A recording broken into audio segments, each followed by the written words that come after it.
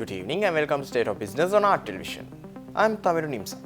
Let's have a look at the headlines. Sri Lanka plays a significant role at the ASEAN Regional Forum. Government seeks hospitality sector opportunities in the Maldives. News in detail. President Ranil Wickremesinghe lauded the government's decision to grant free land rights to the people as a groundbreaking step during the inaugural event for distributing freehold land deeds to Mahaweli settlers. Held at Polonnaruwa Royal Central College, the event marked the commencement of the Urumaya program aimed at uplifting low-income individuals through land ownership. In his address, President Wickremesinghe emphasized the importance of ensuring equitable distribution of economic benefits and highlighted the revolutionary nature of the land rights initiative. He urged active participation in the government's agricultural modernization program, envisioning Polonnaruwa as a key export district. The president also reflected on the challenges faced by the country's economy in recent years and outlined various measures taken to stabilize it, including salary increases and welfare programs. Religious leaders, government officials and other dignitaries attended the event, affirming their support for the government's efforts to promote economic growth and social welfare.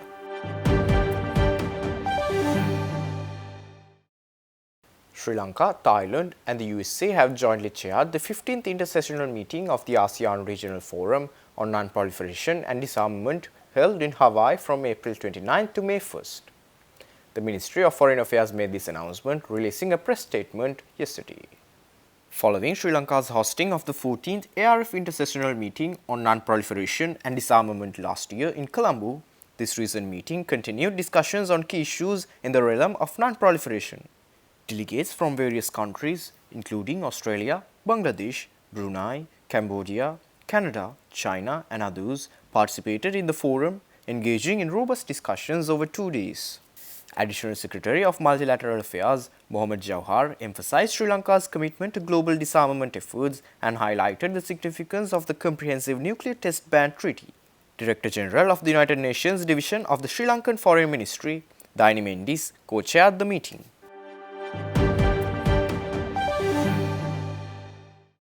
The Sri Lanka Export Development Board and the Sri Lankan High Commission in the Maldives and the Sri Lanka Maldives Business Council of the Ceylon Chamber of Commerce will participate in the Hotel Asia exhibition in the Maldives from May 13 to 15, 2024.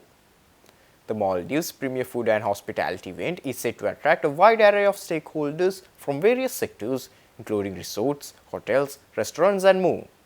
With over 3,000 visitors and 250 companies expected to attend, the exhibition provides an ideal platform for Sri Lankan SMEs and large-scale export companies to explore opportunities in the Maldivian market. To support the participation of Sri Lankan businesses, the Sri Lankan government, through the EDB, has pledged to cover 50% of the stall costs for each participating company. Additionally, industry partnerships with Ocean Trade and Logistics, the Bank of Ceylon and Aitken Spence will facilitate logistics, banking and travel services for the delegation. The delegation will also engage in meetings with senior government officials and business chamber representatives, offering invaluable networking and business development opportunities. Stay tuned. We will return after the short commercial break.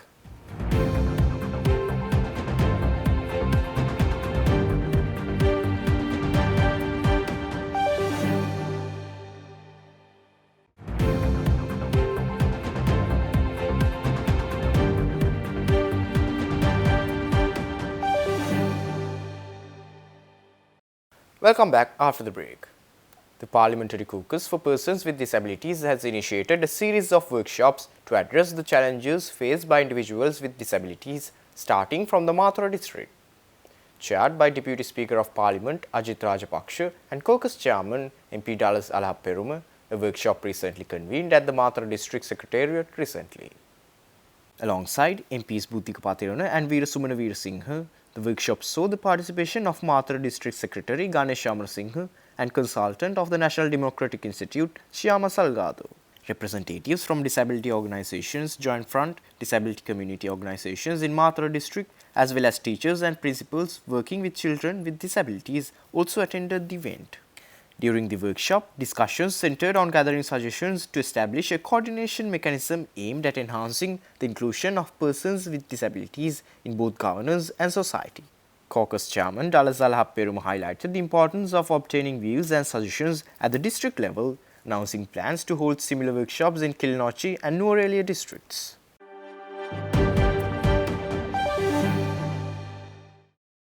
Secretary to the Ministry of Education and the former Secretary to the Ministry of Industries, Tilaka Jayasundara, said that Sri Lanka is lagging behind in the Ease of Doing Business Index because of the bureaucracy and poor work ethic and the unskilled labour force in the country.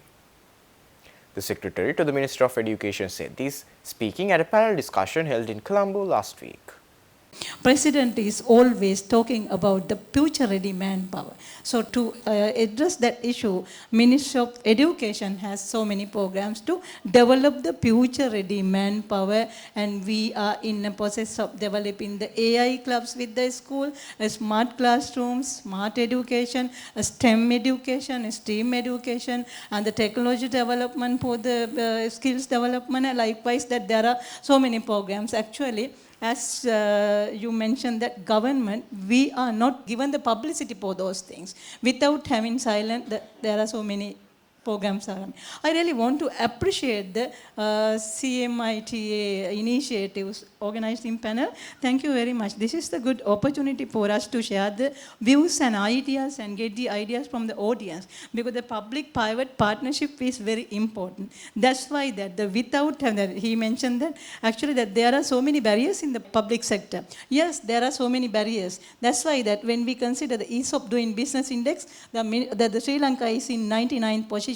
So if you analyze the problematic factors, the inefficient government bureaucracy is the number one reason. The number two reason is the poor work ethic culture of the nation.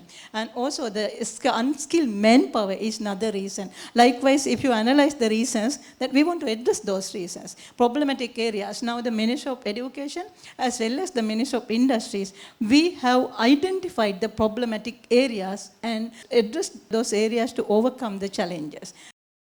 Speaking at the event, Tilaka Jayasundara further stated that Sri Lanka has only allocated 0.04% of the country's land to industries, stressing the need to allocate at least 1% of the country's land dedicated to industrial activities.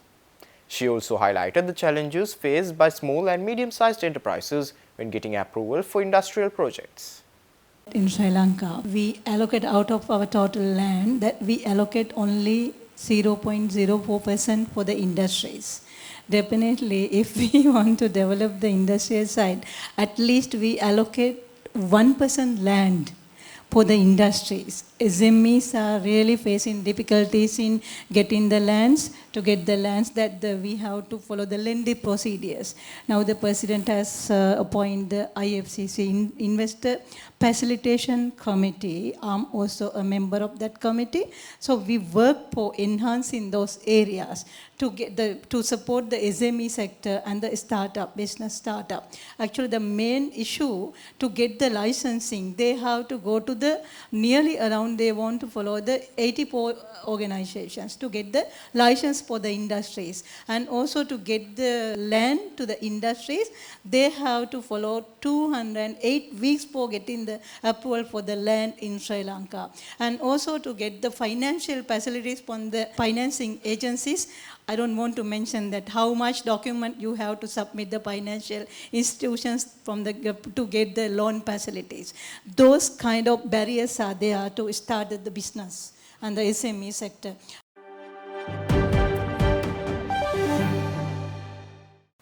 Stay tuned for stock update.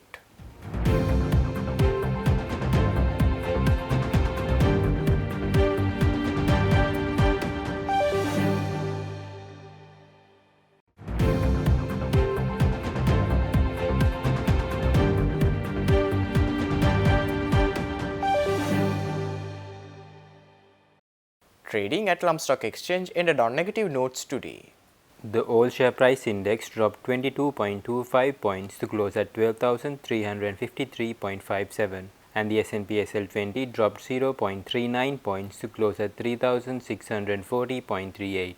The turnover was 2.2 billion rupees and over 124 million shares were traded. Up next are forex rates.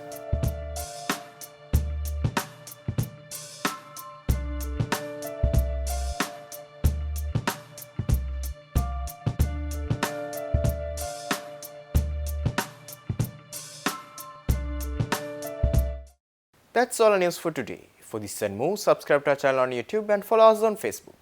Take care and good night.